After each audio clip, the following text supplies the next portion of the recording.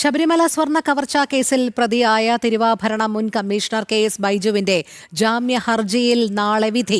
ദ്വാരപാലക ശില്പ കേസിലെ സ്വാഭാവിക ജാമ്യ ഹർജിയാണ് കൊല്ലം വിജിലൻസ് കോടതി വിധി പറയുക. അതേസമയം ദേവസ്വം ബോർഡ് മുൻ അംഗം കെ.പി. ശങ്കരദാസിനെ വീണ്ടും റിമാൻഡ് ചെയ്തു. കട്ടിളപ്പാളി കേസിൽ കഴിഞ്ഞ നവംബറിലാണ് തിരുവാഭരണം മുൻ കമ്മീഷണറായ കെ.എസ്. ബൈജുവിനെ പ്രത്യേക അന്വേഷണ സംഘം അറസ്റ്റ് ചെയ്യുന്നത്. പിന്നാലെ ദ്വാരപാലക ശില്പ കേസിലും പ്രതി ചേർത്തു.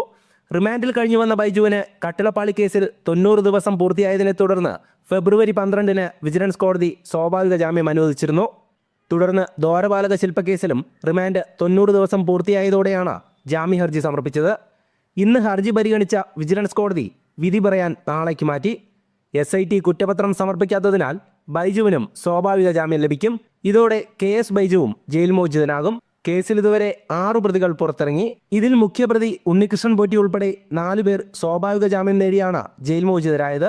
അതേസമയം ദേവസ്വം ബോർഡ് മുന്നംഗം കെ.പി. ശങ്കർദാസിനെ കോടതി വീണ്ടും 14 ദിവസത്തേക്ക് കൂടെ റിമാൻഡ് ചെയ്തു.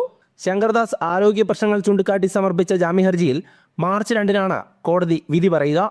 ദേവസ്വം മുൻ പ്രസിഡന്റ് എ. പത്മകുമാറും മാർച്ച് ആദ്യവാരം ദ്വാരപാലക ശില്പ കേസിൽ ജാമ്യ ഹർജി സമർപ്പിക്കും. ജനം, കൊല്ലം.